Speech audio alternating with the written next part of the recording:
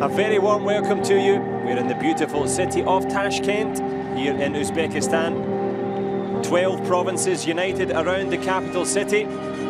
Beautiful scenes. Beautiful environment for the wrestlers to unite at the United World Wrestling Championships here. The largest library in Asia there. And who will put themselves in the record books here at the 2014 World Championships. Today is the turn of the Greco-Roman wrestlers to try and claw their way to victory. I'm sure they've had a chance to enjoy lots of the sights, sounds and smells and food from Tashkent. Beautiful scenes here, but it would be wonderful for them to add a medal to the tally for themselves. And the road to the games begins for them today. And I'm delighted to have on the road, as always, our expert co-commentator for this evening, Daniel Robin. How are you doing, sir? Thank you very much, John. Just ready for those three finals. For the last weight category in freestyle first, for the ladies. The ladies in the freestyle, the men in the Greco-Roman. We're still in the Gymnastics Palace, day number 5. And a change of atmosphere, a change of style, freestyle and Greco-Roman. With the 63 kilogram female freestylers, they're coming up first. A few last minute snacks for the crowd, get themselves full of energy for the finals.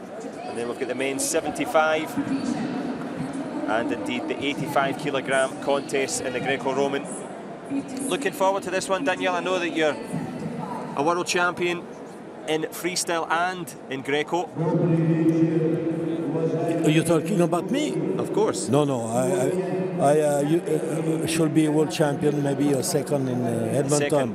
But I'm world champion only in freestyle in 67. And do you prefer, which one do you prefer?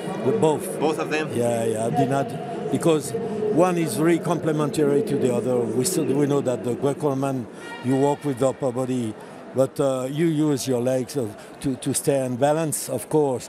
The same in freestyle. And you know what, for me always Greco was part of freestyle, was not a style, and I would say I adapt my wrestling size using the Greco in freestyle, which is not possible on the opposite.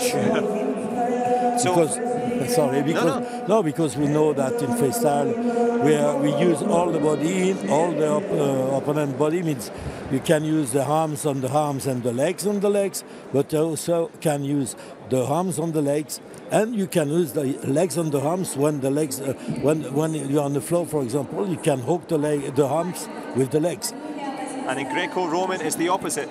Greco is just using the arms on the arms until the limit of the waist. So I call Greco the more classical style. It's classical because you need to have the perfection on the stance and the tempo for a throw, a good throw. It's not easy to have a takedown in Greco like in freestyle, you know, head and arm on top and go on the floor. It's because it's always, you expose always your upper body to the opponent. In freestyle, of course, you can grab the legs to help you to turn around and things like that. So it's the styles are, I would say, different, but for me, Greco is complementary to freestyle. Well, this is the freestyle 63 kilogram bronze medal match. Valeriia LAZINSKAYA from Russia, she's in red, against Henna JOHANSSON from Sweden in blue. The Russian slightly taller than the Swede JOHANSSON. And we're underway in the action here.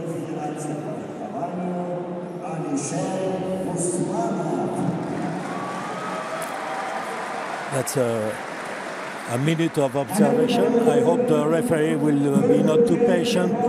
Means invite the wrestlers to engage some attacks, some action, some positive actions to score points. That's gone right away from the Russian. She's doing we call it the fireman carry, which is the way the firemen carry the people out of the fire sometimes. So you see all the body on the neck, and using one arm to drag the arm, using the other arm to drag the leg. Well, LAZINSKAYA fires herself into a 4-point lead with that great throw there. So the Russian has the advantage. Of course, Helen Johansson has a lot of experience at the World Championships. Yes, 2010 and at the bronze at the World, and she's Olympian. She did not too much result in 2012 Olympics in London, but she's from Culver City, and her coach is Iranian, is Fari Bazarati. So let's see now if she take advantage of what his coach teach her. Sure, because the Swedish girls have been doing really well so far with Johansson and Mattsson, both sisters. So they all train together. You know, we call Sweden one of the pioneers on women freestyle. They were one of the countries who start wrestling for women, because it was not that evident. The women came just at 2004 at the Olympics. So before that, you know, was just a World Championship. At another takedown from the Russian. Yep, she escaped. Looking good. Yeah, she escaped from the attack on the legs from the Henna Johansson. And the coach is looking much better than yesterday. But he's never, you know, the coach are never happy. Sure. This one is a real perfectionist. Yuri Shakhmaradov is a great technician. And I think he was disappointed here with the loss of his young wrestler. But today it looks like he will be happy with this one, even if he's just a bronze. For her, for the Russians, they will say just a bronze. Of course, exactly. But for LAZINSKAYA, she's got a bronze at the World University Games last year. So World Junior silver medalist. So this would be her biggest win ever. Try and get a big bronze here in Tashkent. And she's done well in this opening period. Just about 15 seconds left. A handy gap, a good 4-point throw, a 2-point takedown. And she's been plenty aggressive so far, LAZINSKAYA. And Johansson tried, but you know, she get countered by the Russian. So let's see in the second period after the advisement of the coach. As we mentioned, Fari Bazarati from Iran, highly experienced wrestler, moved out to Sweden, and he's been passing on the techniques. The techniques the fireman carry, she engaged her neck under the arm and use either her hand to throw her opponent around her neck, using the two arms, one on the leg, one on the arm, to make the opponent turning around and put her on the shoulders for 4 points.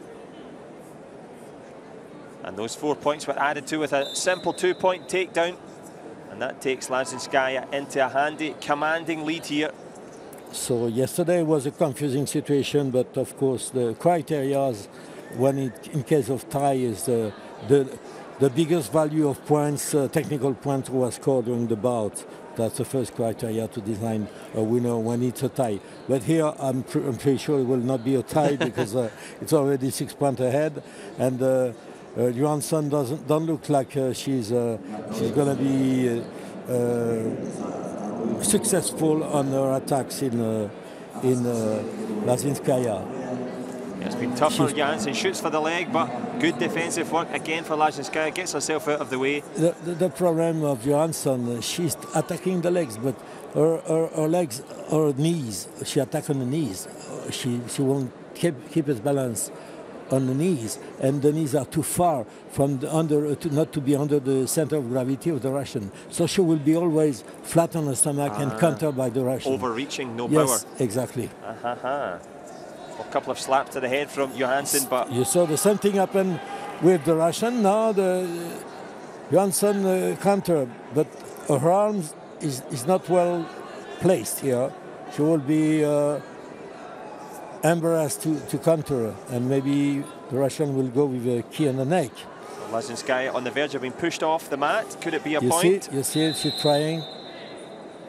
No point, because there was not a really controlled situation from one or the other.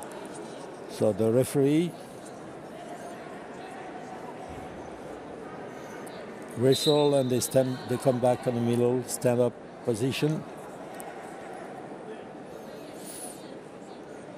LAZINSKAYA making it look easy when it isn't. You see again, the same fault. Too much. Wow, great speed. You see too much diving with her upper body, not regrouping the knees under the body of the opponent. So she can't lift nothing. She can do nothing on that. Just get countered. Yeah, she show her hands to say, hey, doesn't work. What more can I do? JOHANSSON in all sorts of trouble. LAZINSKAYA 2 points from a potential bronze medal here. Can she do it by technical superiority? That's enough. She's working on her upper body. She tried maybe to work a control on her upper body. Try anything, but she gets countered. And goes for the pin. Hip toast, and will be probably a pin. Yes. Nice smile from LAZINSKAYA. So no talk about it. Just really try. You know, she tried. Sure. She had the ability to try. You know, she had nothing to lose. She did it, but unfortunately for her, but fortunately for the Russian, she didn't succeed. Well, LAZINSKAYA, the Russian, was in a hurry. She made a wonderful win by pin there. A great bronze medal for her best ever performance at a World Championships. You can see the supporter of the Russian and the happiness of the athlete. She looks really happy. She looks happy, and she was coming to the coach. You see the counter from LAZINSKAYA. She head and arm on the side, the kind of hip toss, and easy to unbalance the Swedish. LAZINSKAYA takes the bronze in the first 63-kilogram contest. As our expert co-commentator Daniel Robin says, the final freestyle wrestling contest of this World Championship. So let's enjoy it. We've got the next bronze medal on its way. Latvia against Poland.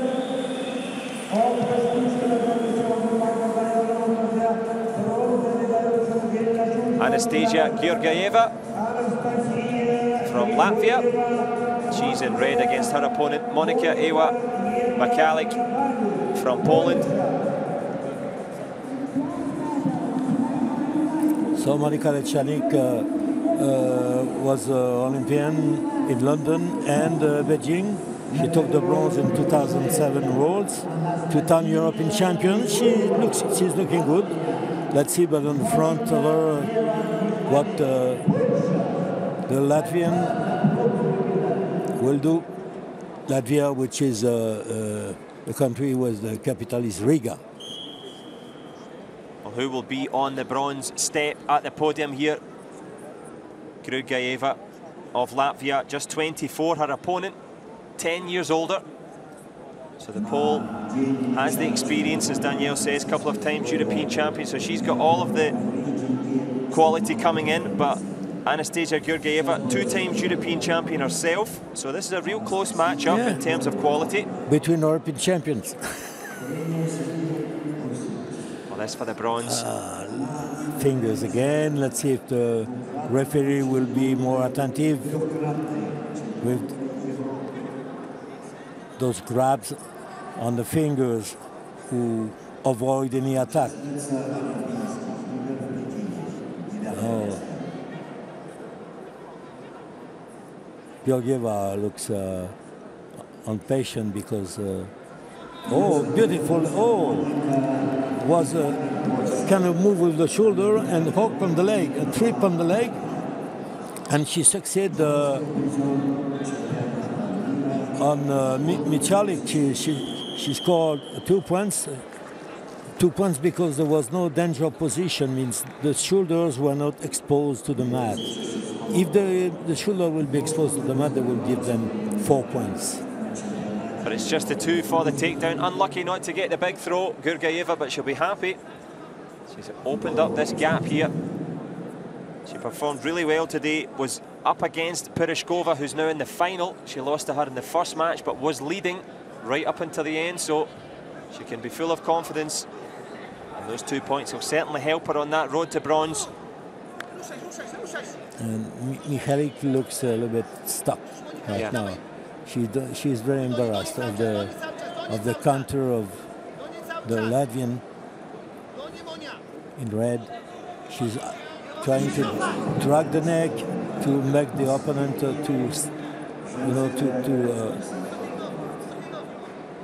not to bend over too much, so like that she can have more space to attack. But again, the Latvian looks very dangerous on the. She's attacking upper body and legs and legs, which is, we didn't saw that much. You see again? Yeah, exactly. You see, she's trying, and the Polish is a little bit scared of this kind of attacks. She's not useful with those attacks. It looks like she's embarrassed.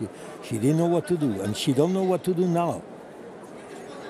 She's going to have to do something in the next period because Grigorjeva has had the better of it. She's been the faster, the more dominant. But very good defense. Fingers again. Yep. The referee should be more attentive with that because it avoids all the attacks. You don't have a dialogue to start with those. It's like you don't want to talk to the opponent. You block the fingers, nothing can happen. Well, nothing can happen now for MICHALIK. She's got to get back to her coach, get some advice, and recover pretty sharpish. Because this lady here, Anastasija Grigorjeva of Latvia, she's been looking good. Keeping it simple, and she moves very fast from side to side. She changes the angles, Danielle, and as you said, uses the legs. Exactly, the legs. She tripped the leg of the opponent, push with the shoulder, and take her out of balance. You see, block it, and turn around with the upper body, with dragging the arm, pushing with shoulder. So it's unusual that not unusual, but we haven't seen that too much. Any reason why that people don't use their leg more to sweep? They are not confident on a balance and standard position. They are more confident on the knees. They feel they are safer, maybe safer with the center of gravity closer to the floor. So that exposes those kind of attacks here. That doesn't expose them to this kind of attacks, who are just inspired by the Greco. You can cut the leg trip, and you have a beautiful shoulder throw Greco-Roman. That's what I say. Greco is complementary to freestyle before. But compliments at the moment go to Latvia. She's hanging on to this lead, keeping it simple. Hasn't been too attacking in this second period here. The clock's ticking down on MICHALIK from Poland. She's Polish. She's trying to control two arms on one, but she do nothing after that. She's just blocking. Oh, some cut. A clash of heads there. Maybe. Just bang to the mouth there. The medical staff haven't been too busy here at the World Championships, mercifully, but of course the referee's job is to ensure the safety of the athletes. And just an unintentional blow from the head to the mouth there. Not that serious. No, not too bad. Yeah. And it gives MICHALIK a little bit of time to recover, get some advice from her coach there on the fly. Can she use it? Can she turn it around here? She's still got plenty of time, the pole.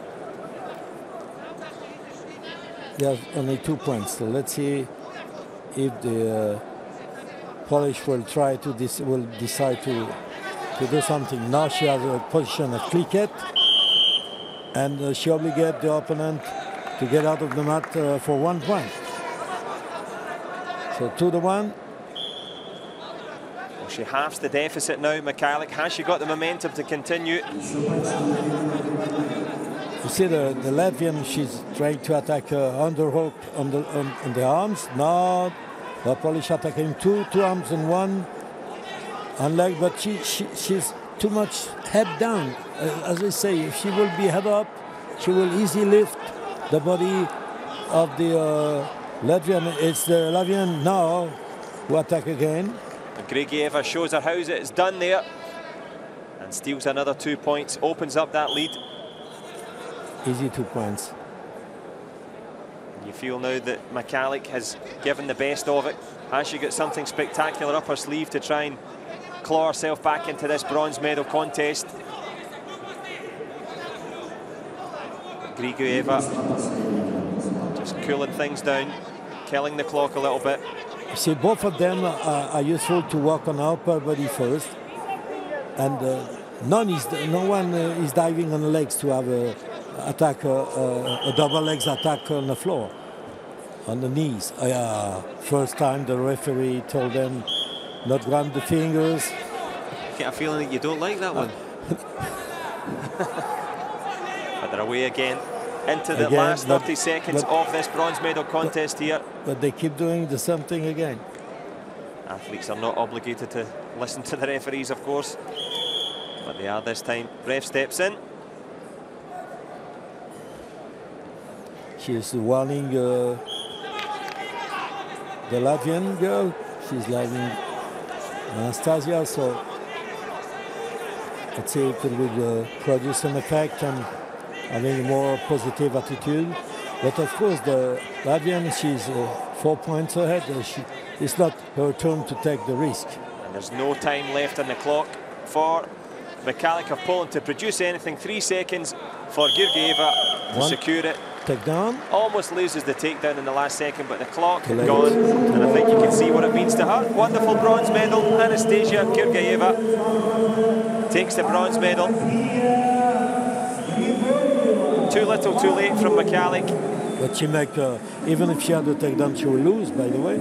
But the Polish girl didn't show that much aggressiveness. A nice show of mutual respect from these fine female freestyle wrestlers. That completes the bronze medal contest. And there's a wonderful bronze medal for Anastasija Georgieva of Latvia. And I think we're going to see the Latvian flag and the highlights, Daniel. Yeah, you see again this beautiful move. She was controlling the upper body and hit the legs with 1 foot. You'll see. Yeah. And now for the Polish, who take her opponent outside for 1 point.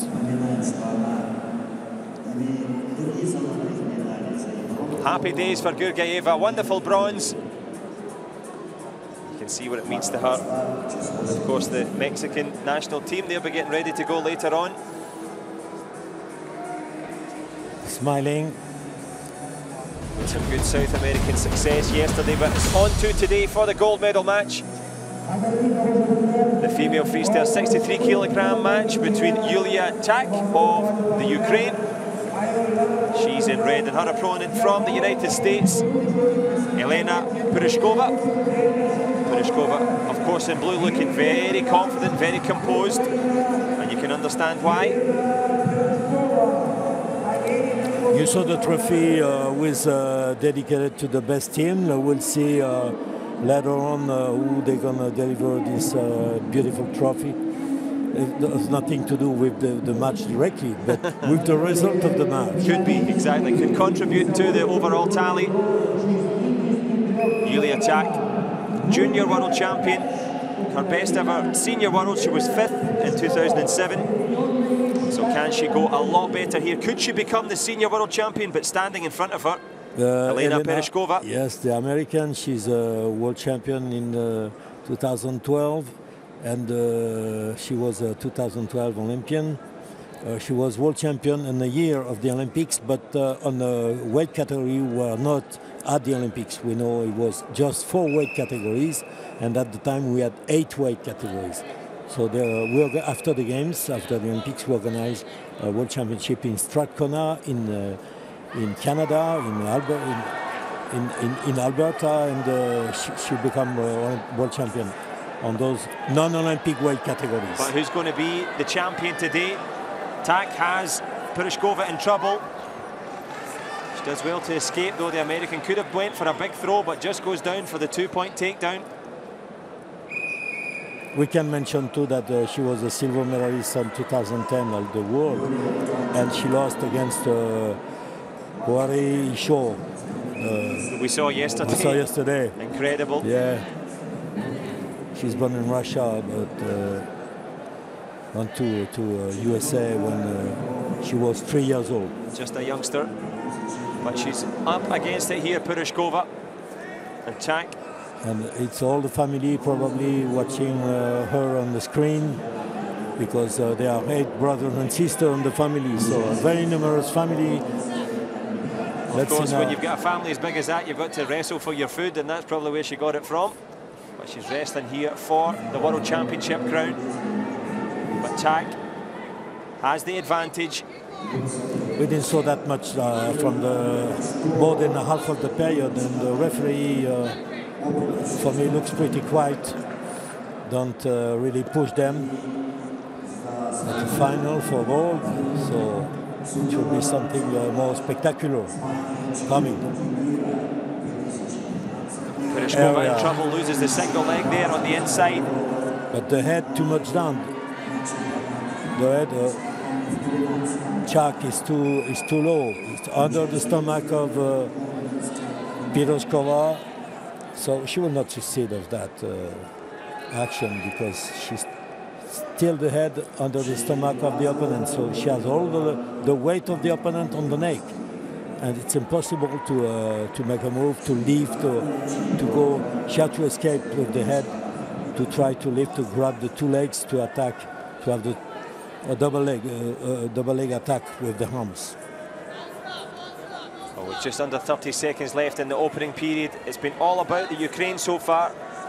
But PIROZHKOVA very much in this contest. She'll have gathered plenty of information. Will she go for one charge in the last dying embers of this opening period? She does indeed. But Chak escapes her clutches. And they both check the clock there just over each other's shoulder. They wait for the second period.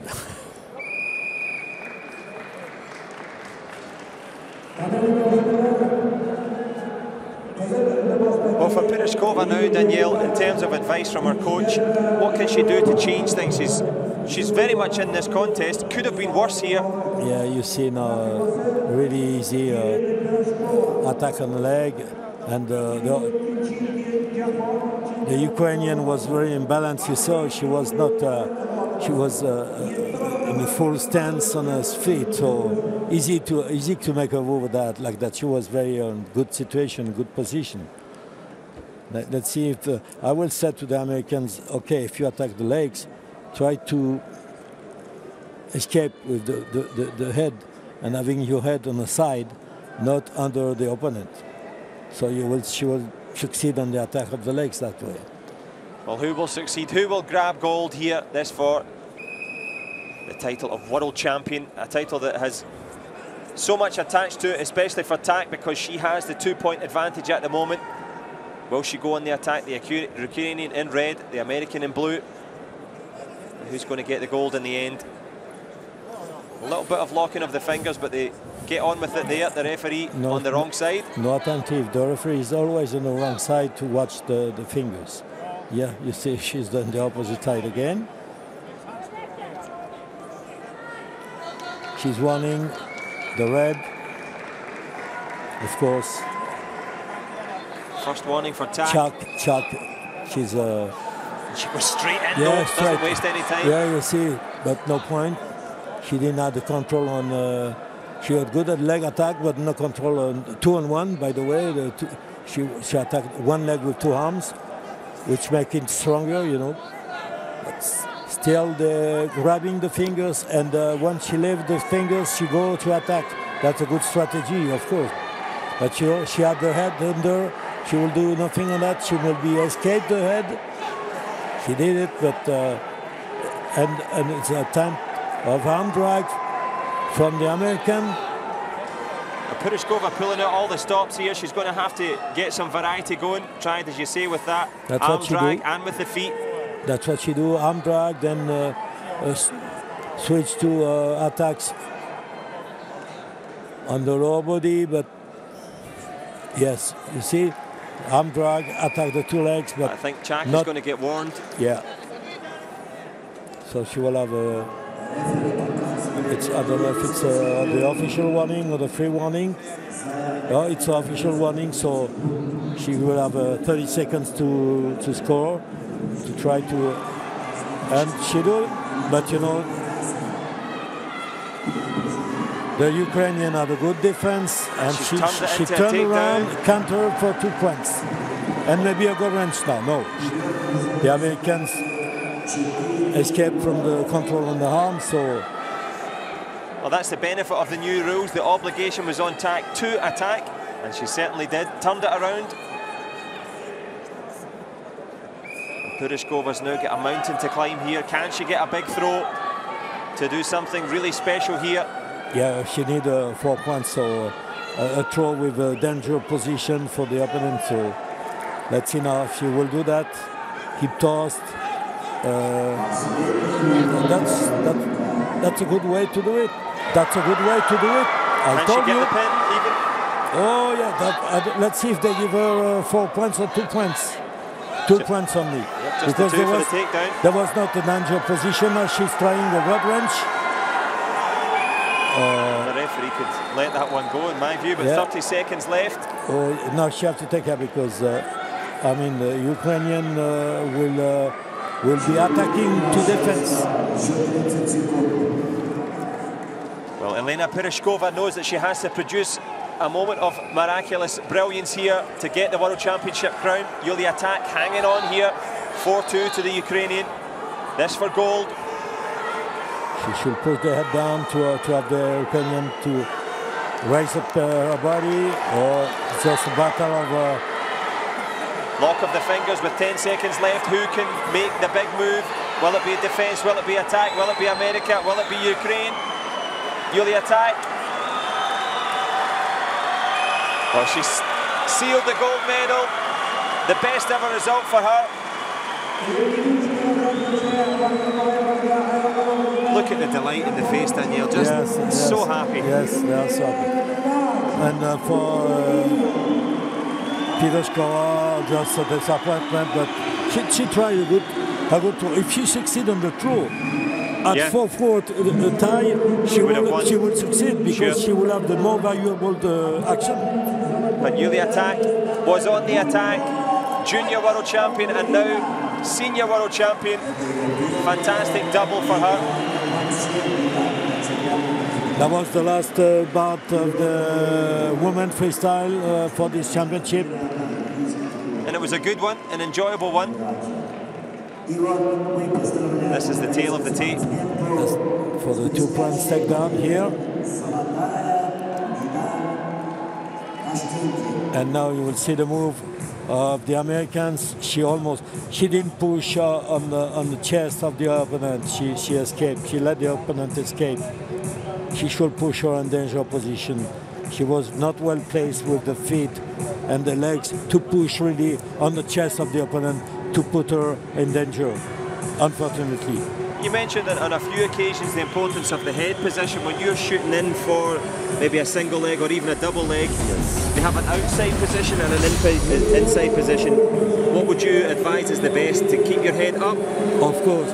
If you can attack under position with the head, but after that you have to switch to the left or the right or between the 2 legs. It happened with the Russians are doing those, and the Japanese too. They go with the head between the 2 legs and lift all the body with the back, but you have to be very powerful on back, and you have to have your knees under the gravity center of the opponent.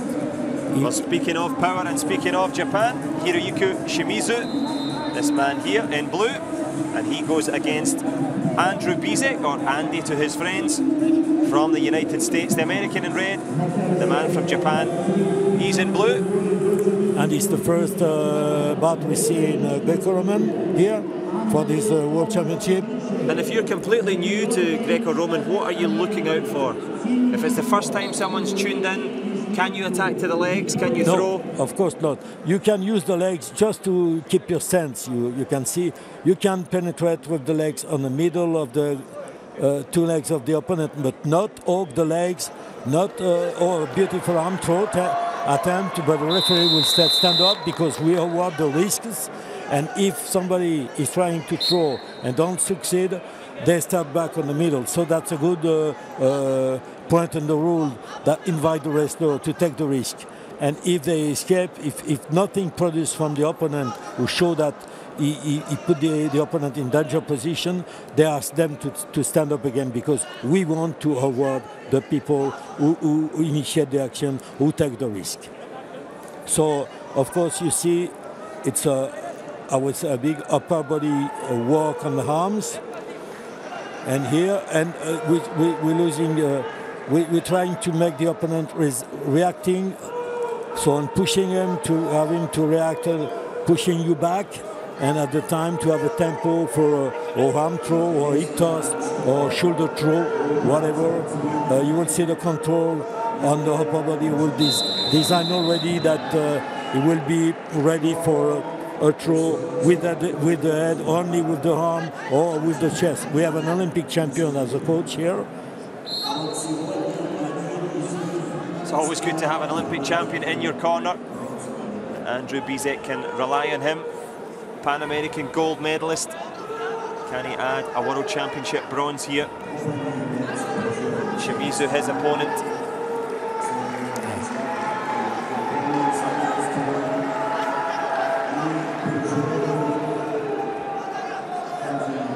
Nothing to choose between the two of them at the moment. BISEK had been the busier of the two, but SHIMIZU has that strength. He's got a hold of the neck, but the referee separates them.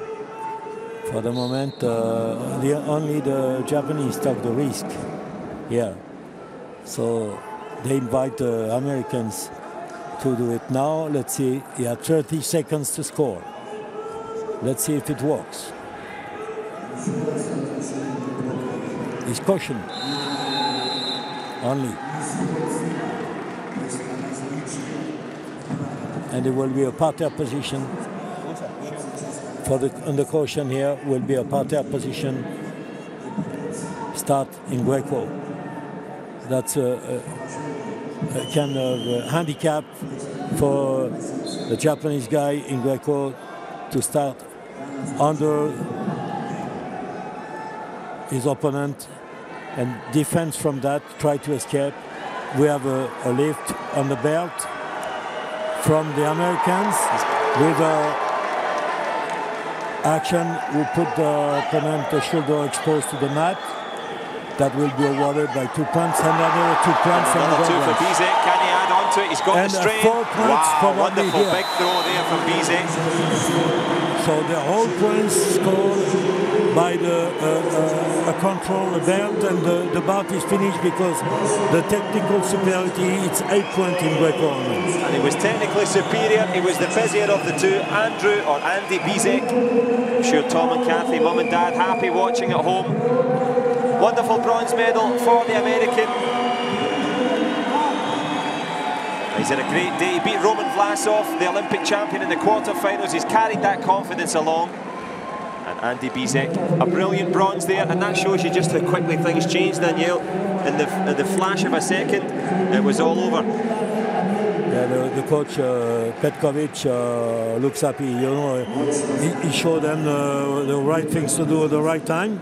So he wait for the moment. Probably now you see him starting with a half suplex, bridging, obligating opponent to bridge. The legs were just on the side where you see that beautiful 4-point throw. Spectacular throw from BISEK.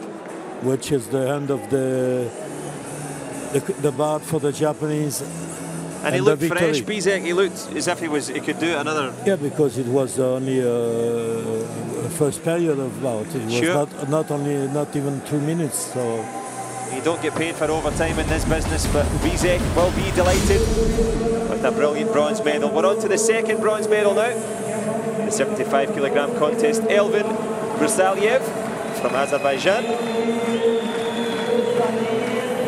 His opponent from Georgia, Zurabi, DATUNASHVILI, and a nice stigmat. Yep, black and blue. He's in the blue singlet, but he's got the black eye. Oh, we can see okay out of that one. Looks pretty swollen. He had probably a strong bout before. Now he's watching the stigmat of the battles on the elimination rounds. But now we are in the finale of repêchage, and for the second bronze medal. So the Georgian in blue. And that's a good one, Danielle. There must be a criteria for the referees to check that and make sure that he's still got enough vision.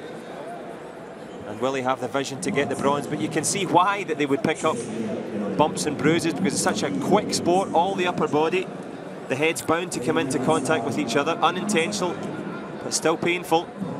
But DATUNASHVILI Looks not to be too encumbered by that big black eye that he's got. But MURSALIYEV not interested in that. The Azeri.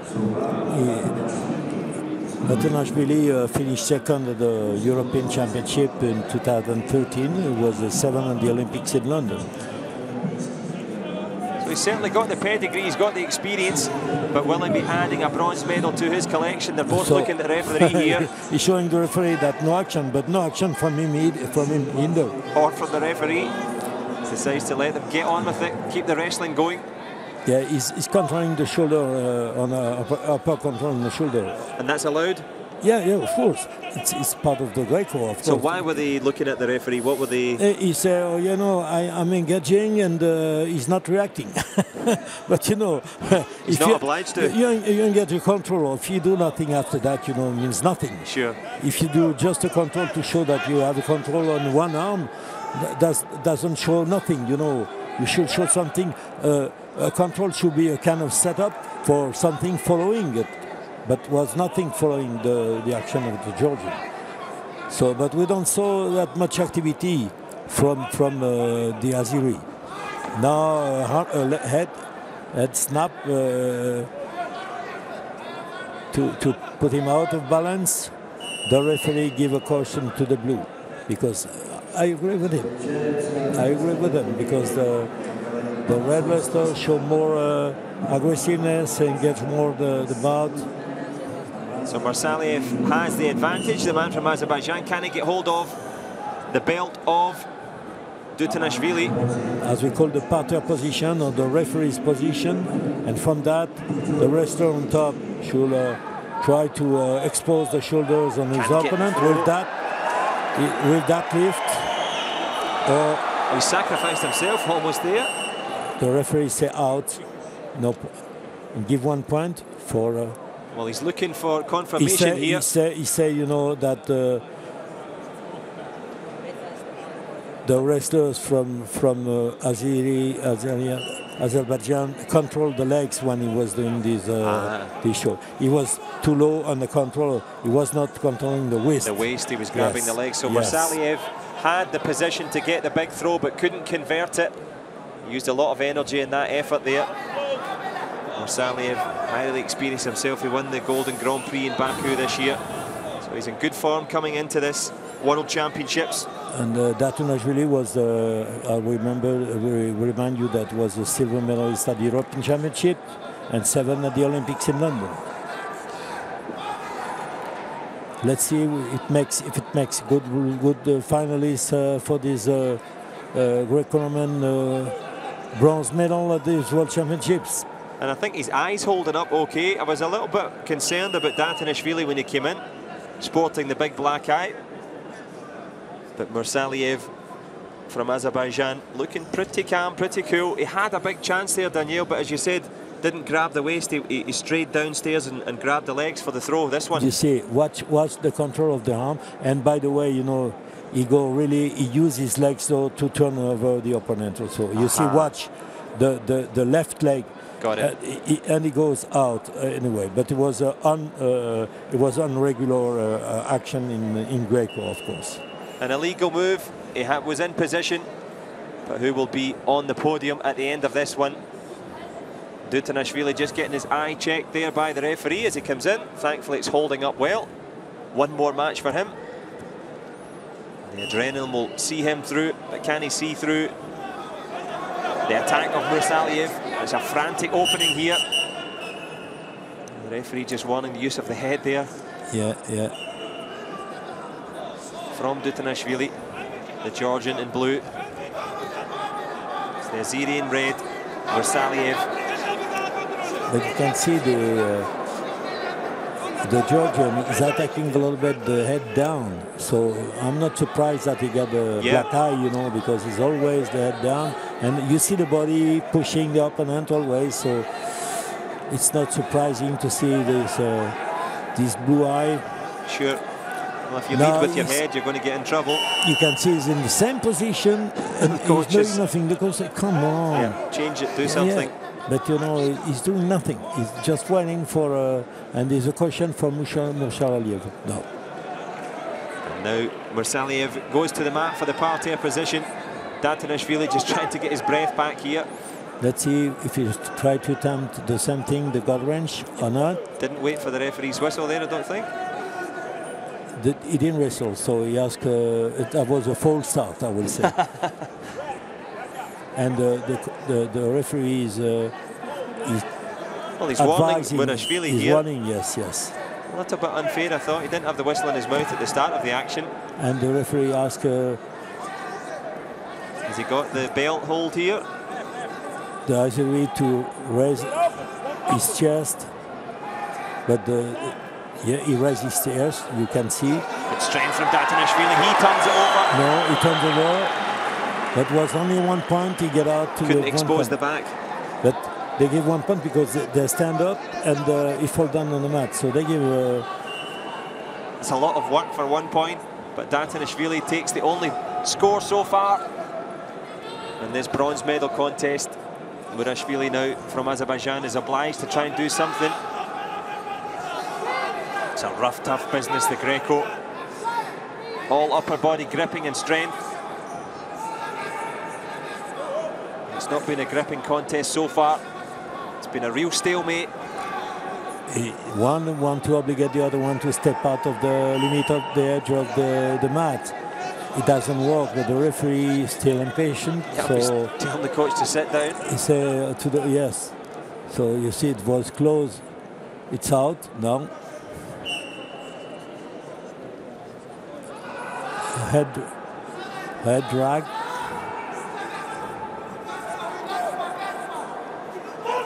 MURSALIYEV trying to drag the neck. Georgian trying to escape from the attack. Or now probably countering, and with the head again, you know, always the head on the chest. So it's a way to put the distance between his upper body and the upper body of his opponent. So don't, but no, the other way looks good control under the arms of the Georgian. Well, MURSALIYEV getting warned there. He knows himself that he's got 45 seconds left to produce something here to get the bronze, but good speed and evasion there. DATUNASHVILI providing a really small target, getting out of the way. And with 30 seconds left in this contest now, the bronze is at stake. You know, they are both almost the same style, and they neglect the racing, so now it's a tie. Yep, a passivity point added. And indeed parterre time for DATUNASHVILI. And the Georgian is no, it's not losing because he's 2 cautions. Well, the coaches are less than happy. The referee indicated parterre and then kept going. So DATUNASHVILI and MURSALIYEV both looking imploringly at the mat chairman. Yes, indeed, it should have been. He asked to MURSALIYEV if you want to stand up or parterre position. Well, the referee offered them the parterre position. But there's a challenge now. And then there was confusion. It is. So it's been turned back. It should have been parterre, we believe. Both wrestlers certainly thought so. The referee just in danger of stand up. Well, he did signal to them to go to parterre, so he caused their own confusion there, but DATUNASHVILI is down now. The last score was for MURSALIYEV. 10 seconds now to decide the destiny of the bronze medal. DATUNASHVILI was leading. Can he hang on? MURSALIYEV on the verge of victory. And it is the Azeri in the end. And the Georgian had 2 caution, by the way, so will not. He's unhappy, of course. Of course, but the happier of the two, Elvin MURSALIYEV from Azerbaijan. It says 1-1 on the scoreboard, but the man that won is the man in red.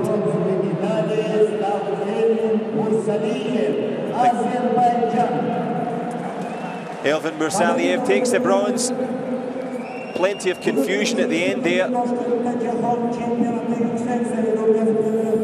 But a clear result. You see the spectacular throws from MICHALIK, but as we say, you know, use the legs too much and use the control on the legs to turn his opponent over. So doesn't work for the rules. An attempt from the Georgian here, turn around, but he missed the control on the chest, so just got 1 point for this action. Well, DATUNASHVILI came in with a black eye, but MURSALIYEV left with the bronze medal. And that completes both bronze medals in our first taster of the Greco-Roman 75 kilogram class. Of course, that leaves just one big match to go here in the Greco-Roman. It's time for gold. Who will be 75 kilogram champion? Will it be Nezvan Zugag of Croatia? Here he comes. And Arsen Zulfalakian from Armenia. The Armenian certainly the smaller of the two, but comes in with a rich wrestling history and background. And it's a big family of champions. Zulfalakian, father, who is the coach, was world champion in 1987 and 98, and Olympic champion in Seoul. So, you know, let's see if the son and the father will be both world champion. It's something almost unique in the history of wrestling. Well, we're trying to look into the history books to find out if it was the first father and son to do that combo. We'll try to find out. Maybe all you wrestling experts at home, you know. But at the moment, Zulfalakian from Armenia, and the Croatian in red. A couple of bronze medals to his name, Zugag. And his twin brother is actually wrestling tomorrow, so he's got plenty of competition at home. So it's keeping it in the family. Twin brothers wrestling, father and son going for gold.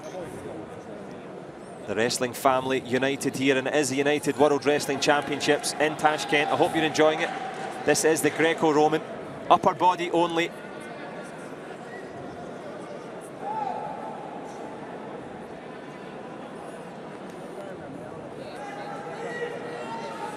And obviously Zulfalakian, much the smaller of the two, Danielle, a different body type, much more squat, significantly smaller. Yeah, means easier to attack on the wrist. Let's see if it works, or to go on movements under position, means like kind of throws with the hip or the shoulder, easy to pass under the opponent, the Croatian, which is taller, but now the Croatian is using his morphology to dominate on top. And Zulfalakian's head seems to be buried under the chin of the Croatian. That's bound to be painful, if not productive. And the referee just saying, yep, parterre time. Zulfalakian, the more aggressive. And as you said, Danielle, this might suit him. Referee position, a start, good start now. Got a good hold. And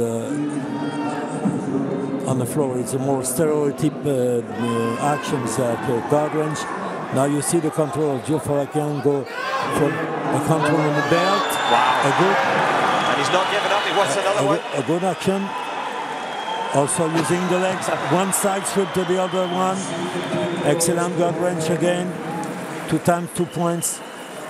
Danielle, how tiring is this? Oh, that's, you can't believe it. It's so, you know, you need so much stamina, so much power to do that. Because you try to lift somebody, you don't want to get lifted. Of course. And you turn somebody who don't want to get turned. And you're constantly engaged with them. In the freestyle, you can step back and think and take a time. But there's no relaxed moment. And this intensive from the head to the feet. Because sometimes when you're watching it, if you're new to wrestling, you think, oh, well, you know, when they aim for the legs and they throw, there's more action. But this is constant decisions. And as you say, there's no resting place. You make a mistake here, it's game over. Exactly. The game is not over because we start on the first period. But it's already 4 points ahead for the Armenian, for Zulfalakian. and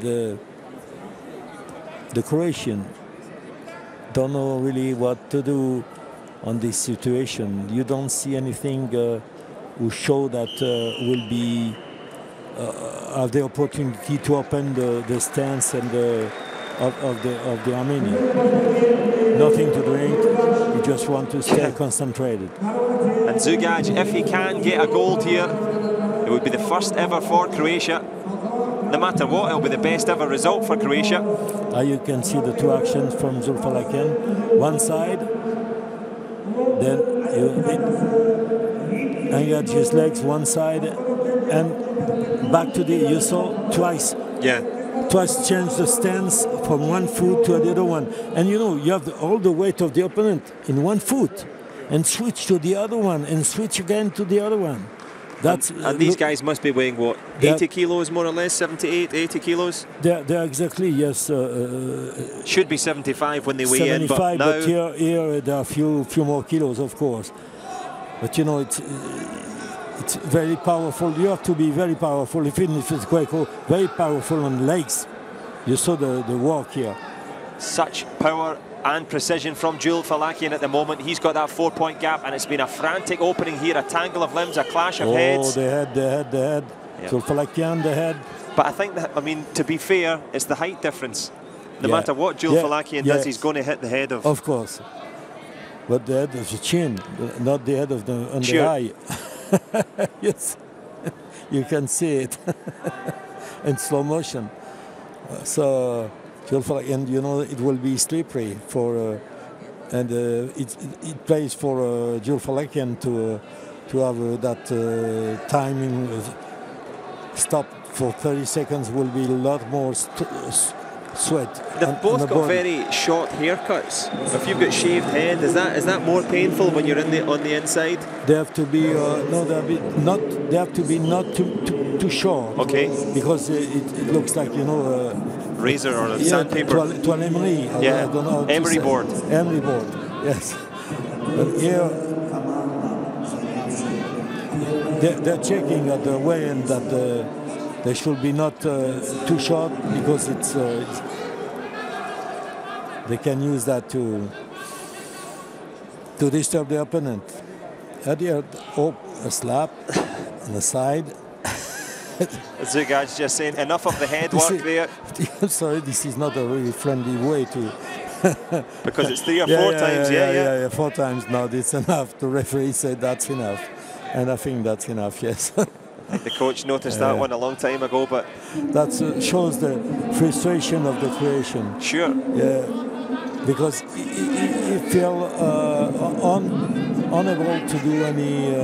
He didn't do any attempt attacking the body of Zulfalakian. But Zulfalakian won't take a backward step. He's on him like a rash. He's sticking to his chest. He's refusing to step backwards to give any sort of space for the Croatian. He's always keeping the contact, you know. He's in the pocket. Going forward to the...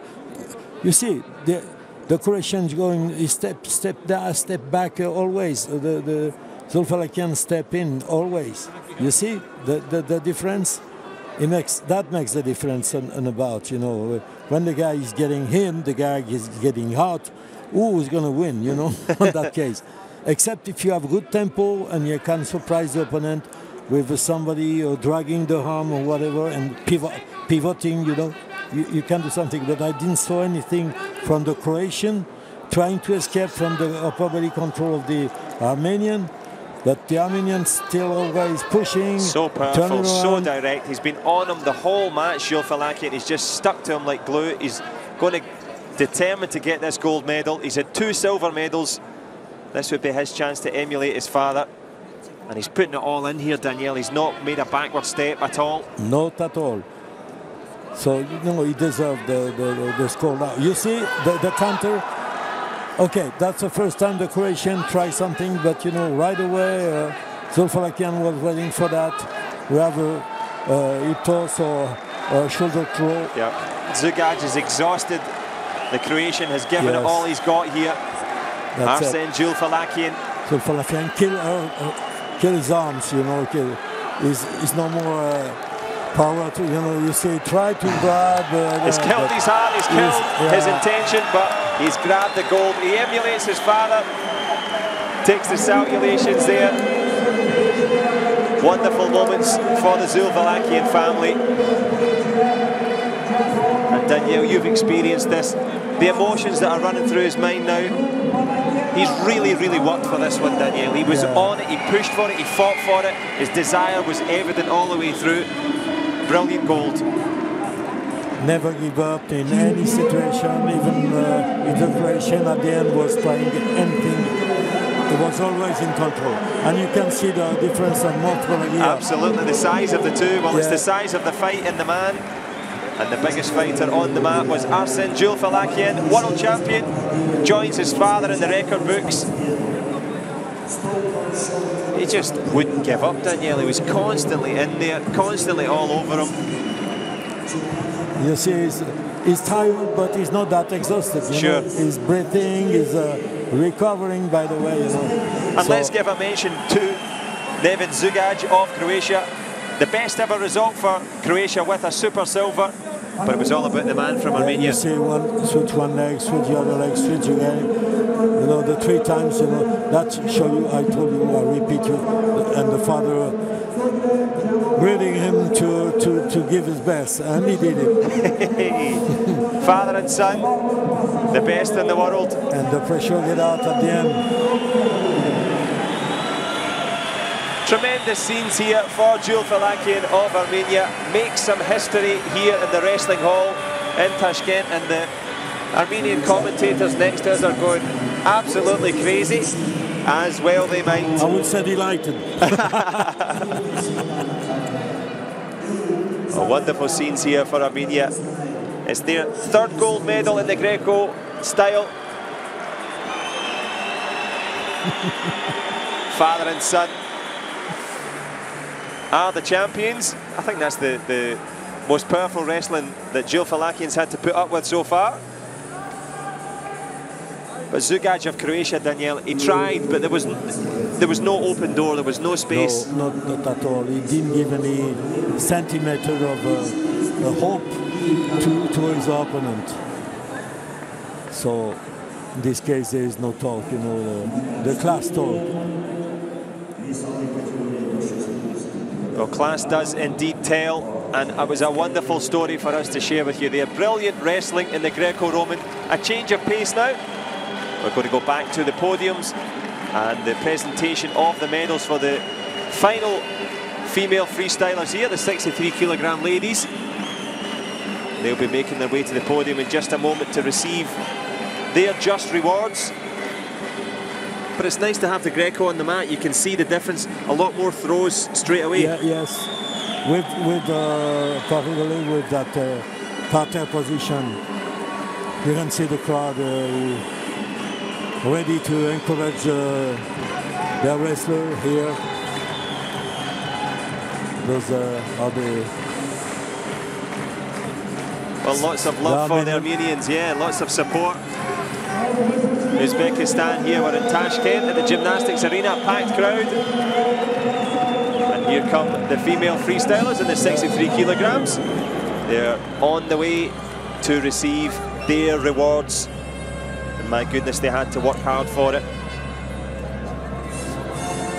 Russia, Latvia, the United States and the Ukraine all on the podium.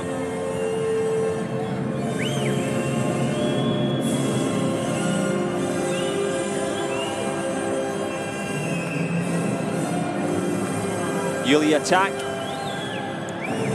from the Ukraine. Well, you can see the delight in her eyes. A few tears welling up already for her. Lovely moments.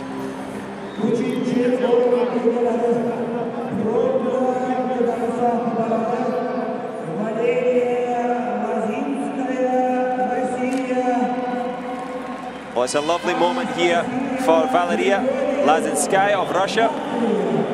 She had a bronze at the World University Games this year. She looks delighted to add a Senior World Championship bronze medal to that tally.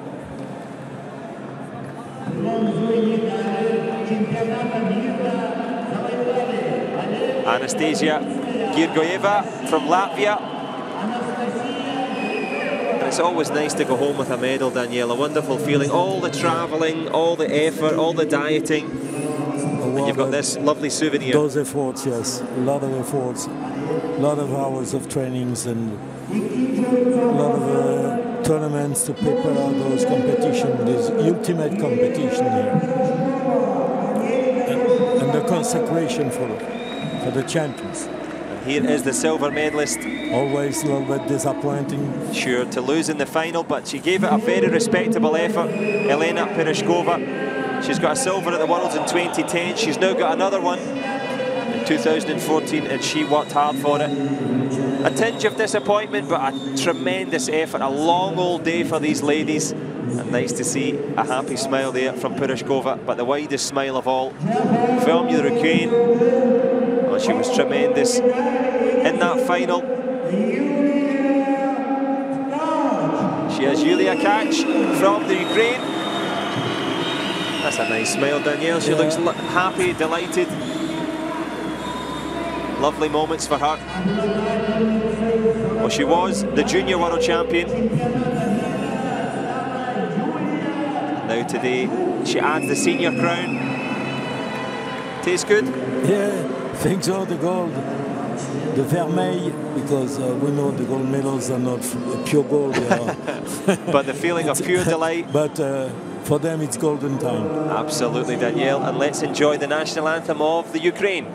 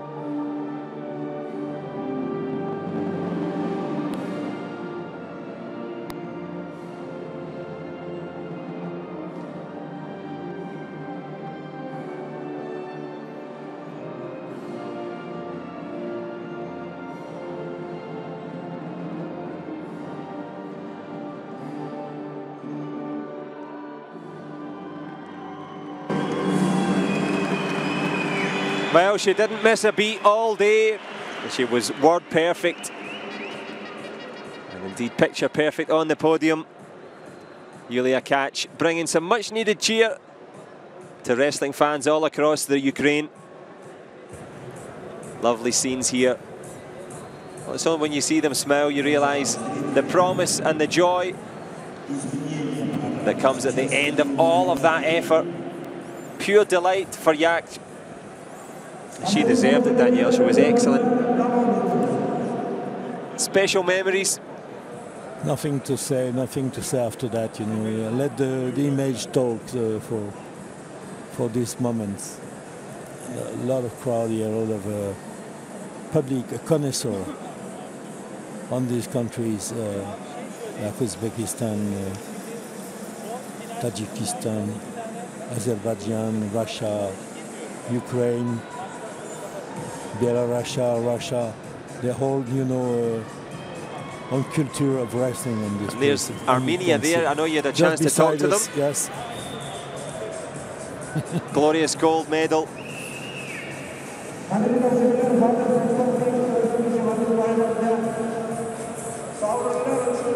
And of course, there's the team trophies. Who will be the top of the podium? And we'll get a chance to enjoy some more wrestling now.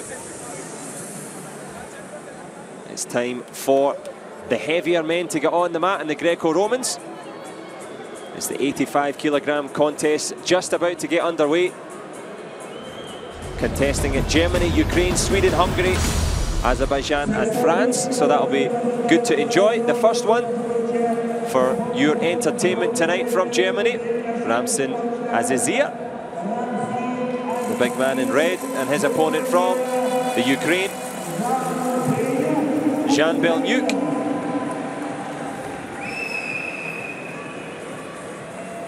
Yeah, Zhan BELENIUK,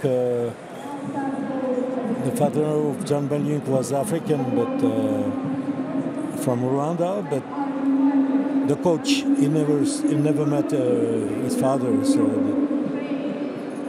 the real father was his coach. So united by the family of wrestling, BELENIUK will be trying to get a bronze here.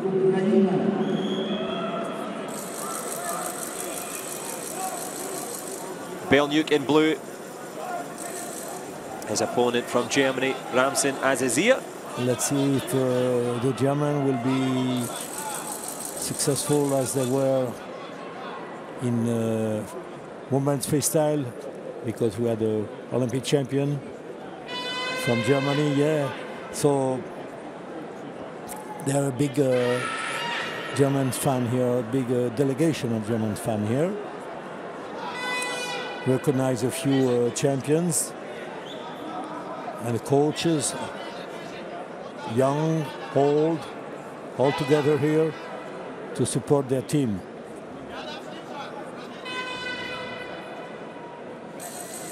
Just a period of observation so far. AZIZSIR trying to dominate the center of the mat against BELENIUK. That's a good attitude from BELENIUK in the middle. Let's see now. Oh, he's trying. Makes a mistake though. Head and arm. He tried a head and arm throw.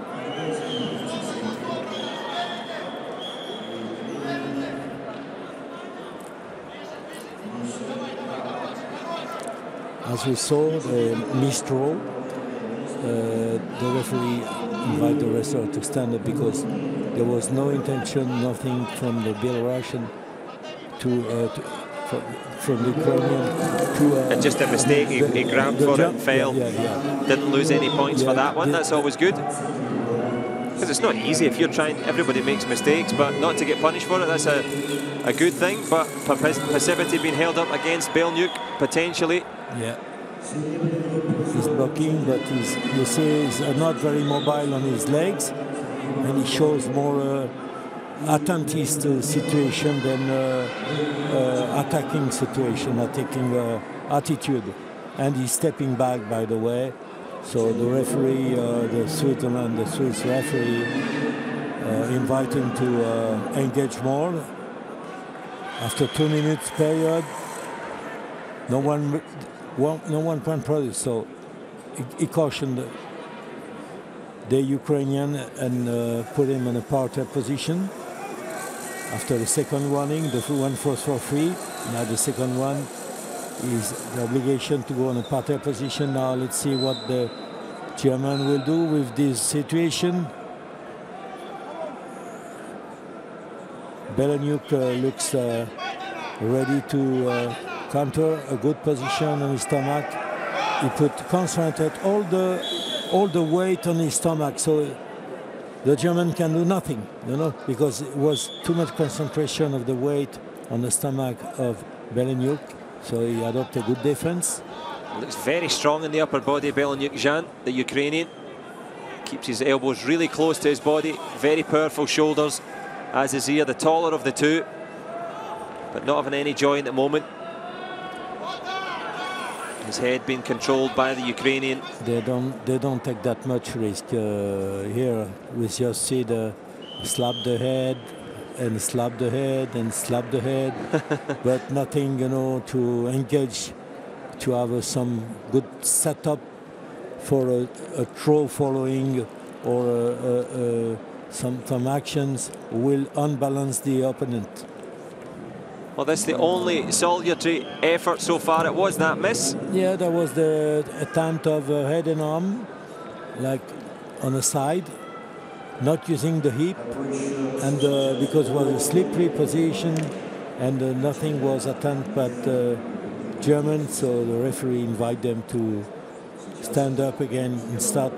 There was action for free for the Ukrainian, but now it's time to, and by the way, he's cautioned once, but I think it will be the Germans' turn to do something, because we don't saw that much things, produce that much action, produce all that. Yeah, I think AZIZSIR just got a smack in the head there. Both ran into each other. Yes. Yeah, unintentional, but it certainly stings.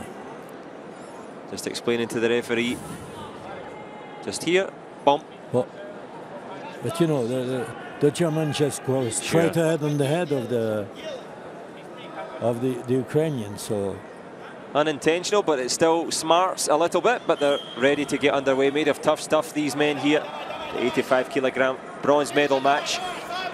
Attempt of a arm drag from the German, and under control for the Ukrainian. Let's see if he's trying. He has the control, but he escaped. He let the German escape from that control. And the German is very active on the head, but not active on the arms. Not active to engage the arms on the Ukrainians to control his upper body. And you see the Ukrainians is trying to reach the bell for maybe a salto or whatever, or takedown. And that's the German's turn to go on the floor on the partner position. And you will probably see some action from the Ukrainian, because he showed a lot of power. Yep, the upper body. Yeah, if he can engage the control on the body of the German. Yeah, he already did it. Got a good hold. He locked the two hands, and he's going for that one. Perfect. I predicted, and it happened. And will be probably go for a second one. Yes, a second one, but for 1 point only, because the German was passing from one end to the other one. Okay, so he wasn't really in danger. No, the one before was on the elbow and the head, so they give him 2 technical points, this time 1 point. And this could be the difference, could be a game changer for BELENIUK. The parterre produced the 3 points. You see the power he left his opponent with his hip to push him ahead and obligate him to breach. Well, AZIZSIR is going to have to try and produce something pretty special now. He's come up against a brick wall in BELENIUK. And it's 1 minute left. Let's see now. It's going to be difficult for him, because it's also becoming more slippery. The body is not swelling on the last minute. You know, even if you grab, you can see the skin shining on the light here in the middle of the mat. So it's not that easy to have a good control on upper body when it's sweating like that. And BELENIUK is in control. The clock is ticking down here. The German in red is going to have to do something. Always the fingers, always the fingers. Thank you, Mr. Referee. Well, he sneaks in there, unlocks the fingers, but unlocking the bronze medal cabinet here could be BELENIUK Zhan. He's in prime position here. He's got 20 seconds left to try and stay in it. Okay, that's first attempt from the German. And he's exhausted, Daniel. You can see just how tired he is. And trying to recover from the knee stroke, taking 5-10 seconds to breathe.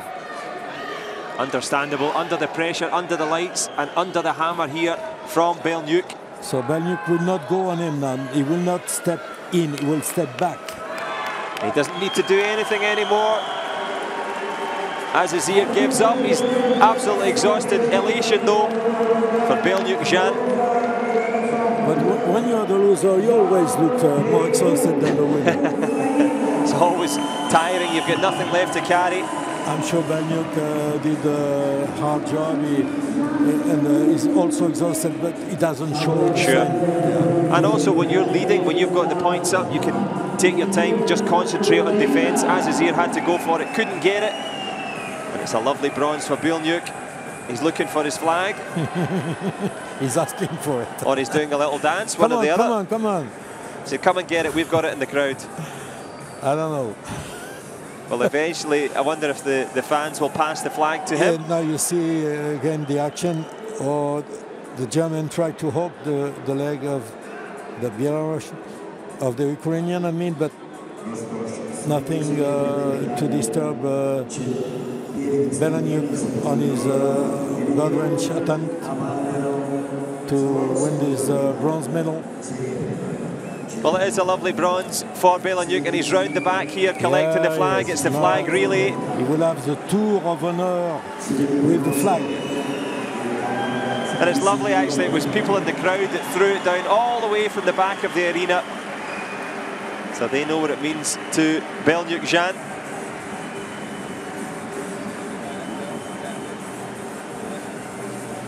And yet more success for the Ukraine. He's kissing the flag. Means you know, that's his nation. We welcome him, and the coach are so happy now here. Well, lovely scenes in the bronze medal contest in the 85 kilograms. It is about power, as the t-shirt said.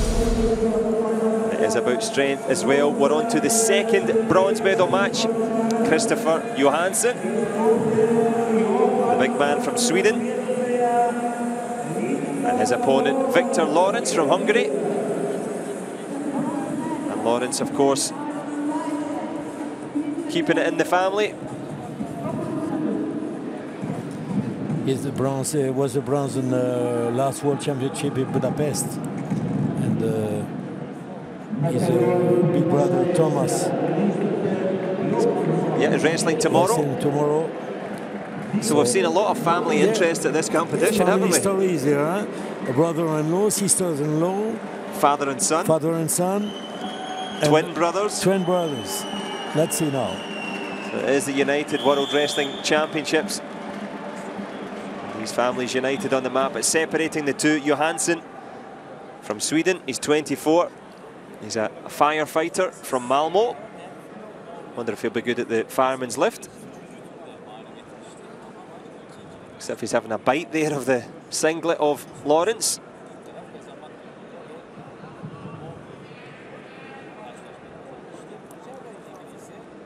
Scandinavian and Hungarian are very traditional countries in Greco-Roman. All the Scandinavians, Sweden, Norway, Finland, Denmark, that's their preferred style, Greco-Roman. So we had a lot of champions in the past who were like Andersson for Sweden and Tapio from Finland. So they're all big names who succeed in Greco-Roman at the Olympics, at the World. And here the Johansson. It was nice, we got to watch Lawrence ourselves together in Budapest when he took that bronze medal. His big brother was expected to get the medal, but he was the first man to get the bronze. So yeah, big moments in Budapest for him. But it's all about the battle in Tashkent here. And as we've said, just how tiring this is, leaning on each other, making decisions. There's no room for error. There's no margin. Control of 2-1 from the Hungarian. 2 arms, when I say 2-1, it means 2 arms sure, and 1 arm. Making stronger. Now he's trying to attack on the belt. Sneaky use of the leg as well there from Lawrence. Attack the wrist of Johansson. You see the position of the head on the back of Johansson. And you see a beautiful décalage. Did he use the leg? I think he maybe used the leg there. Yeah, within let's see. Step through with the leg. For me, you know, was he used the hip. Well, the referee used the hip. Disagreeing. The referee saying using the leg. Yeah, you know, he put he step in the middle of the legs of the opponent, but he turned and used the hip to put his opponent out of balance. Doesn't get any points for it. Good show of effort from Lawrence, much to the chagrin of Daniel Robin. It looked like a good technique from here, but the referee saying that was use of the leg, which is not allowed. Are the legs allowed to touch at all? Yes, they are allowed to touch, not to be used to block or to sweep the legs, the opponent's leg. Now it's a parterre position here. Exactly 30 seconds before the end of the first period, and the lift from the Hungarian, attempt of lift from the Hungarian. Now that range attempt on the side. The referee decides there is no productive point, so ask them to stand up. Well, Johansson hanging on in there. There's 5 seconds left in the period. And the Swede will be the happier of the two. He looks as if he got away with one there. I will be happy to see the slow motion if we have the chance to see. And I think the Hungarian now is a little bit disappointed because he's trying a regular throw, you see here. He will penetrate with his hand, his leg between the two legs of the opponent, putting his foot under the gravity center, but he uses his hip, not using his left. Did he use his hip on the thigh or his hip on the hip? The hip on the hip. Because he brings his opponent on his body, on his upper body. So he put his hip in contact with the hip of the opponent. Well, hopping on here, Lawrence back onto the mat. He's going to have to let that one go, put it out of his mind and get on with the action here. Because if he's done it once, he can maybe do it again. Johansson, the firefighter, just trying to subdue Lawrence at this stage. So intensive, such hard work. Very well conditioned athletes. Such hard work because the efforts are all concentrated on our upper body. Sure. But we mentioned before the work of the legs, that to keep the balance and to lift the opponent when it's the case. You saw the Yuliya, switching from one leg to the other leg with the upper body, with the full weight of the opponent on his arms. So he showed big power. And it's a handy 1-0 for Lawrence. For that passivity. Another one. Minimum. Yeah, because there was from hand to hand, he didn't go on the bridge. Another one. That's same situation, yep. And Lawrence has got a decent gap now. Well, he could have been rewarded in the first period for a legitimate throw, but he's made a decent start to this second period here. Victor Lawrence, one hand on Johansson and one hand on the bronze potentially. Good defensive work from the big Swede though. You can see he's trying to attack an opponent. They both get out of the mat, so there should be no point. Yeah, you have the match chairman who say no. So when they show the white card, it means it's nothing. The action is not for one or the other. Well, it's going one way at the moment. Victor Lawrence heading for victory. Johansson just trying to change things there, tries to shoot low. He tried a pass under the arm to go behind, but he failed on that.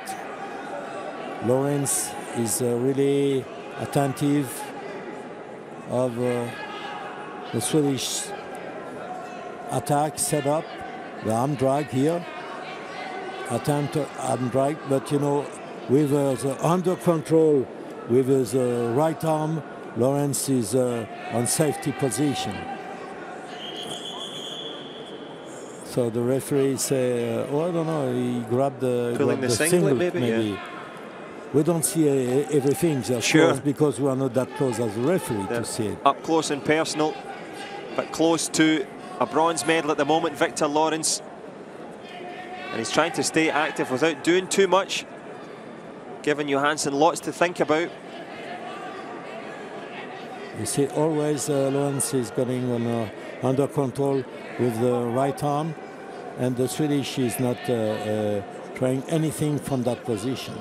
He put the head on the chest of Lawrence, so he can do nothing from here. Here he can do something, not here, not with the head on the chest of the opponent, and that's exactly what he's doing. Well, with less than 10 seconds left, Victor Lawrence has found a way to win. He's been too good and too strong for too long. And he takes that bronze medal. with a big expression.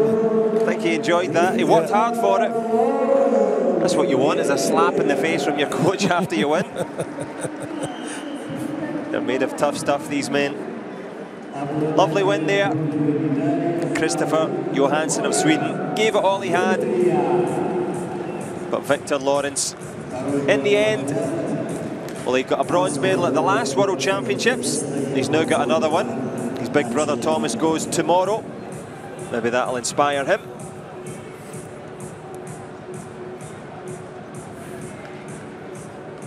You see the goal range again for 1 point. You see from hand to hand.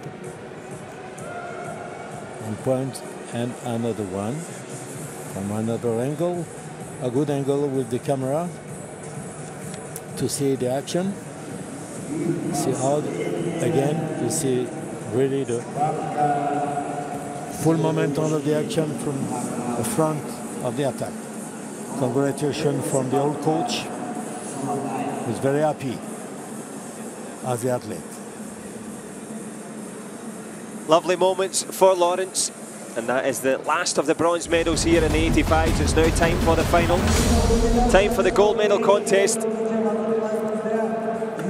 From Azerbaijan, Saman TEHMASEBI,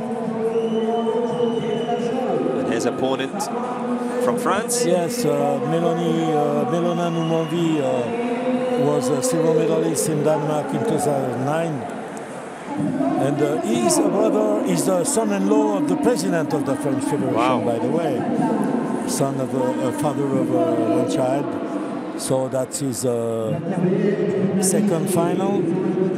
Let's see if this time he will succeed. And he will be, if he will be a world champion, he will be the first world champion after such a number of years, because the last world champion in Greco-Roman for France was Yvon Grimer in 1995. So let's see now after 19 years, almost 20 years. 20 years later, can he take glory here? But he's got a tough opponent, Saman TEHMASEBI, originally from Iran, moved to Baku. Got a silver in the last World Championships and a silver in the Grand Prix in his new native home city of Baku, in the Golden Grand Prix this year.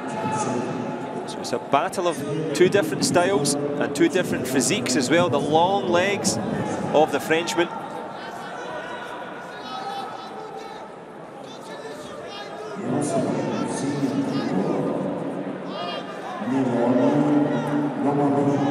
Melonin finished 5th in the London Olympic Games in 2012.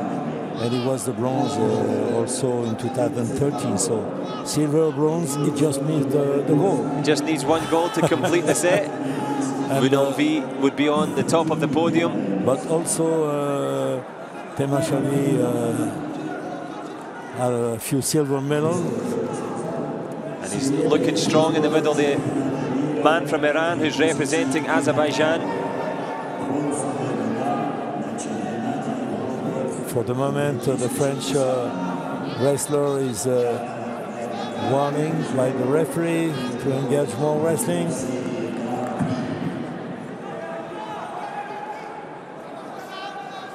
You can see a lot of bandages on the hands from both wrestlers.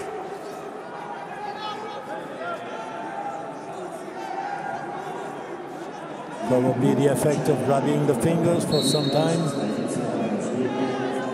And there was the first world champion in Greco-Roman for France, Patrice Mourier, who is the coach now, in 1987. And between them... did he go before the whistle there, NOUMONVI? Just a little bit too quick for the ref. As we say, he stole the start. You see the muscles of the athletes. You know, you can see that they are really not too much grace. No, 85 kilos of muscles. But you know, he should open. The referee asked him now to open. TEHMASEBI being very clever on the inside. Yeah. No point produced on this time. NOUMONVI is good in lifting, but didn't happen here. So will be probably next time the change of the Azeri guy if NOUMONVI don't show more activity on this first period. A good point. Oh, good one. Oh, good 2 points here. Beautiful action from NOUMONVI. NOUMONVI there, that could be very, very important, Daniel. Oh yeah, those are those technical points are very important for him. You'll see it, arm drag, go on the side, control the belt, control the arm, and keep him in a position, a dangerous position. He just turn around after that. Because TEHMASEBI, of course, we know, by way of Iran, so he had plenty of top-class wrestling in his youth, in the junior days.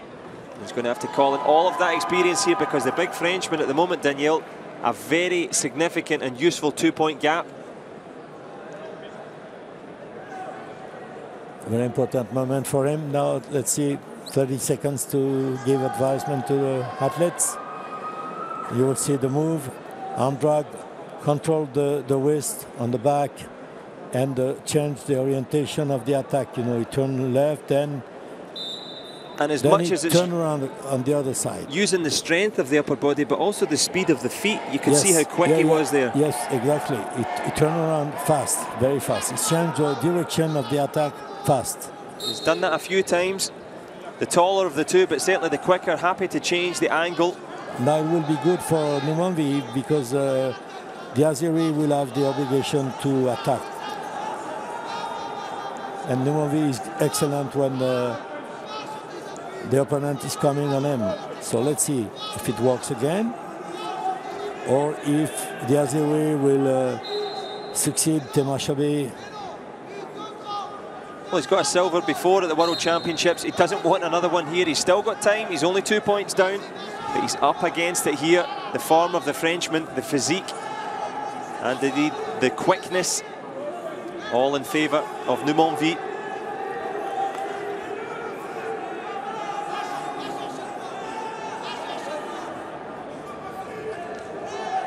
The referee just stepping in, telling him to unlock the fingers. That's good from the referee, observing the fingers of the athletes. Oh yeah, good attempt to attack the wrist. And he's staying aggressive, NOUMONVI. He's still stepping in the Azeri. Putting the pressure on TEHMASEBI. You see, stepping in again. Give the caution. They give the caution to the French. Yeah, I thought NOUMONVI was being plenty active there, but the referee didn't think so. They decide the opposite. TEHMASEBI has a glimmer of hope here. Can he get a good hold before the whistle? TEHMASEBI just trying to get his breath back there. Got a good hold. Good defence from NOUMONVI. Let's see now. The Azeri have the control on the wrist. Will he have time to execute it? NOUMONVI has a good resist. Good resistance from NOUMONVI. Turning on the opposite side. Let's see, the Azeri will try to lift. TEHMASEBI's given it all he's got, but the referee are ready to step in. Yeah. He succeeded on the defense. He's happy. The referee steps in, but TEHMASEBI's coach decides to throw in the challenge. He's going to ask the Azeri, does he want it to be played? Yeah. I don't think so. We'll change anything here. I think it'll just give him a chance to catch his breath, though. Or maybe, yes, to recover. You see, there is no, you know, it's the Azeri almost the Azeri hook in the leg, yeah, exactly. Not the French. I think the coach was... The coach is nervous, Patrice Moyer. No, they very animated. 1 point more for the failed challenge. Yeah, because they failed the challenge. So it's 3 points now for NOUMONVI. So still a minute and 30 or so left for TEHMASEBI to do something, but the Frenchman, Melonin NOUMONVI, looking very strong at the moment, and that point will help him down the stretch here. He's looking for the World Championship crown. That's a good way to become champion now. It's only 1 minute left, and he's still stepping in, you see? Yep.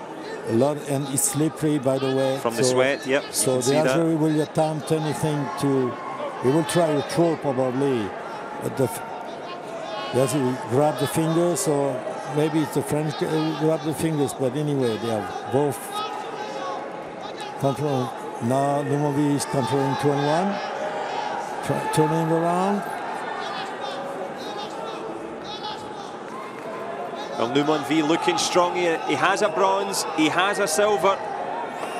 Is he about to get a gold medal here in Tashkent? Probably. I don't see anything from the AZIZSIR to can put NOUMONVI in danger. NOUMONVI has to turn around. That's what he's doing now. Well, Melonin, NOUMONVI killing the clock, 10 seconds. Yeah, yes, we have a new world champion, probably. Has a sneaky little look at the clock there. Yes, yes, that's it, that's done. He's had a look at the clock. A big smile. Both of them world champions, coach and athlete. Yes. Melonin, NOUMONVI. He makes it count, and he deserved it all the way through, Danielle. He was the quicker, he was the stronger, he had the better technique. Yes, he showed better technique and more willing to win this gold and take more risk, by the way. And a good defense on the floor.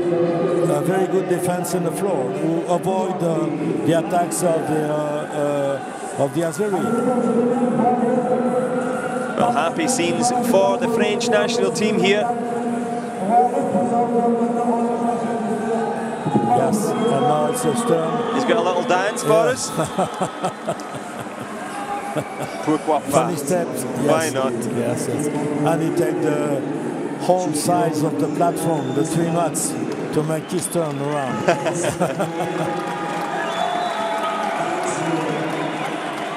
Well, he tried, and the tricolour of France flies for NOUMONVI.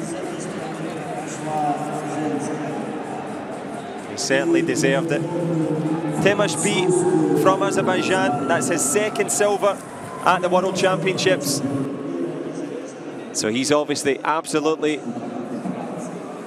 distraught with that one, but he was up against it in NOUMONVI.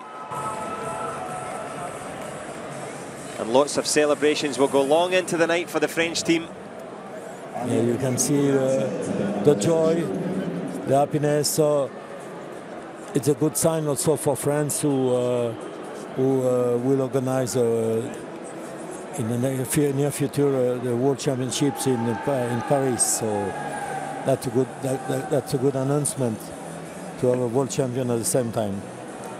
And now that's the new world champion after 19 years of time waiting between the gold medal of Yvon Rimer. As we mentioned, that was the first world champion of Patrice Moyer, who was the coach in the corner of Melonin NOUMONVI here. So Greco-Roman is a really successful style for France, because they won also the gold medal and the bronze medal with 2 brothers at the Olympics in Beijing. This is a tradition for France, Greco-Roman. Well, NOUMONVI adding to that tradition, and he'll be up to get his reward on the 85-kilogram podium in a little while. But of course now the moments move back to the 75-kilogram men. Wonderful scenes there. Father and son Arsen, Jules Falakian, happy days for him. The man from Armenia, emulating his father, becoming the champion.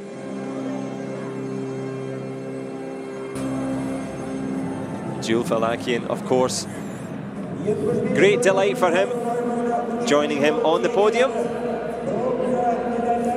Andrew BISEK of the United States, in a very good day today, defeating Roman Vlasov, the Olympic champion.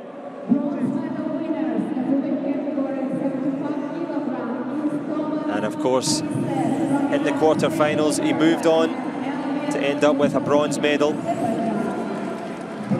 Andy BISEK from Minnesota. MURSALIYEV from Azerbaijan takes the other bronze.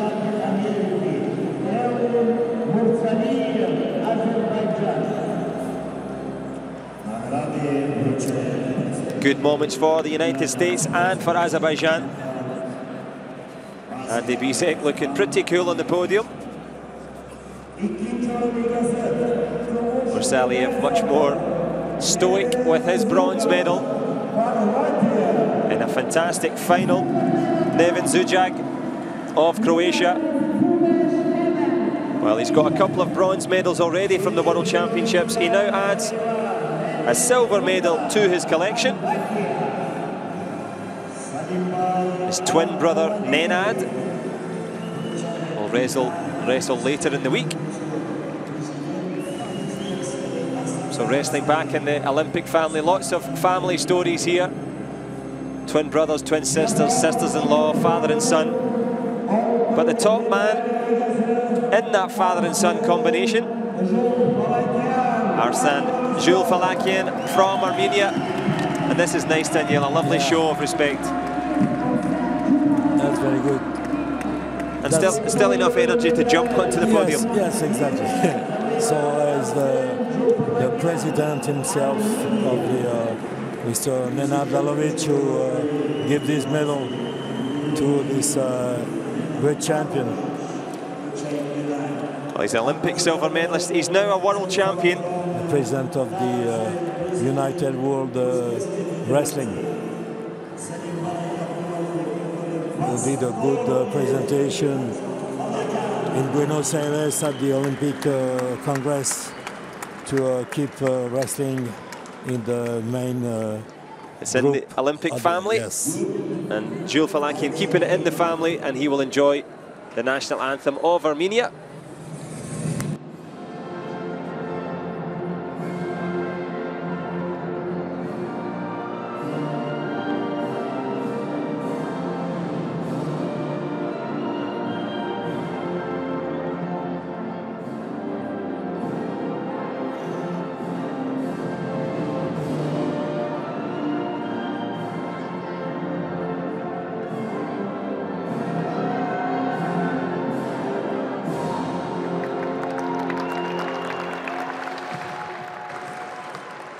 Well, a short and sharp anthem there for the Armenians to enjoy. And the Julfalakian family, wonderful gold medal for them. The second one to add to the father's set. Let's see if they can all sneak onto the podium. Space for BISEK, he budges in there.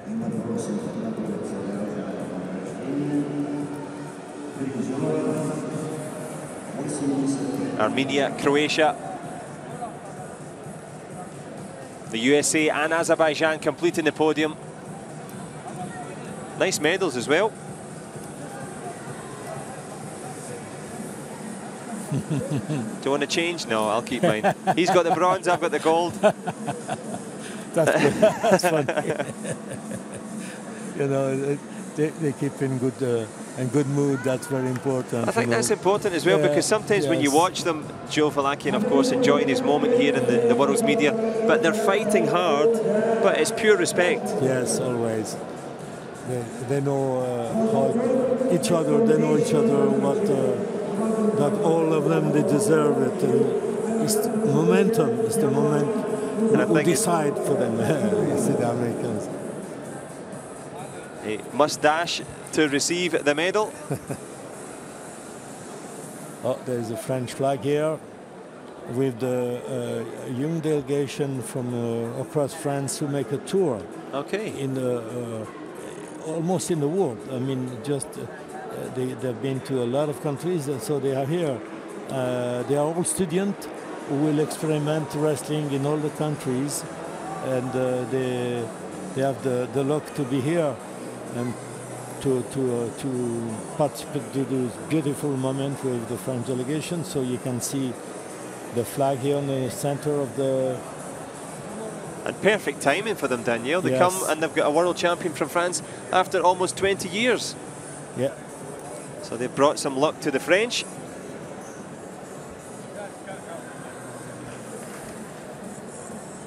The Armenian journalists obviously delighted with that moment from Julfalakian.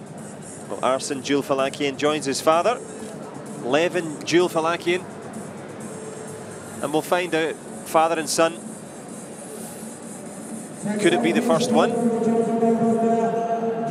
And there's the French youngsters that you mentioned. Yes, with a giant flag. With a giant flag from France. And will they have a giant cheer here for Melonin NOUMONVI? The big man on top of the podium. It was a great final against the Azeri Saman TEHMASEBI.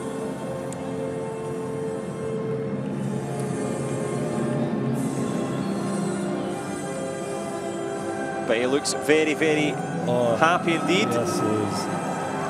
Still sweating, of course. And he was, you know, he had injury a few times, so he passed so close to this title, this UTM title. So now he's happy. Now he's happy, and he can be happy too when you are world champion, of course.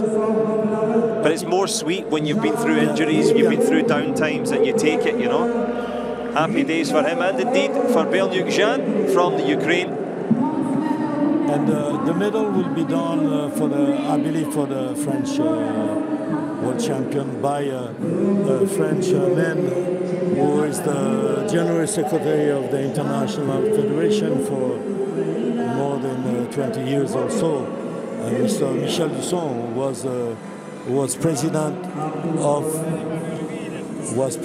of the French Federation for a number of years before NOUMONVI start competition. If he's been the president for 20 years, he was around the last time that France took a gold medal in 1995. Good days for Michel Dusson to have a look at this, but indeed it takes two people to bring a fantastic final together, and he gave it all he had. Saman TEHMASEBI from Azerbaijan by way of Iran, and it is the Azeri who takes the silver, a second silver at the World Championships. He had one in 2013, he's got another one. Is he getting closer, or will it always be? And now is the moment for the concentration for Melonin NOUMONVI from France. Well, he's had a bronze before, Daniel. He's had a silver medal.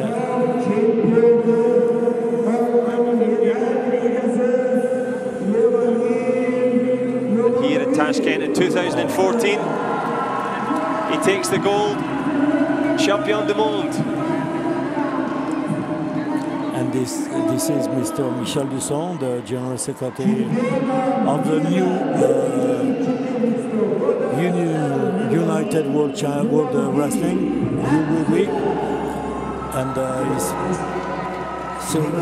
certainly very happy and proud to award Melonin NOUMONVI with the gold medal. He said, and all the youngsters and indeed the French delegation can enjoy the Marseillaise. Yeah, we will see. We'll listen the Marseillaise now. Allons enfants de la patrie.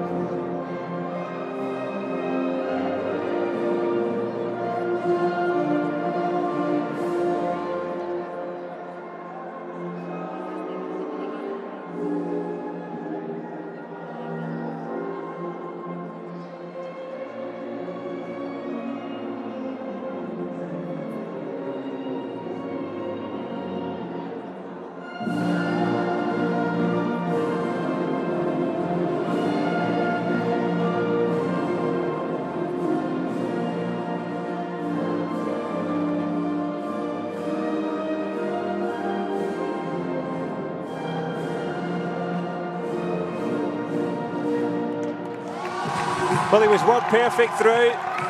Melonin NOUMONVI, the world champion, singing along to the Marseillaise, as was Danielle Robin. You enjoyed that, Danielle? Sure.